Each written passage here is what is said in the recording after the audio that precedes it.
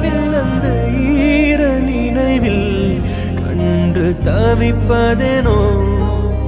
மனம் கலங்கி புலம்புகிறேன்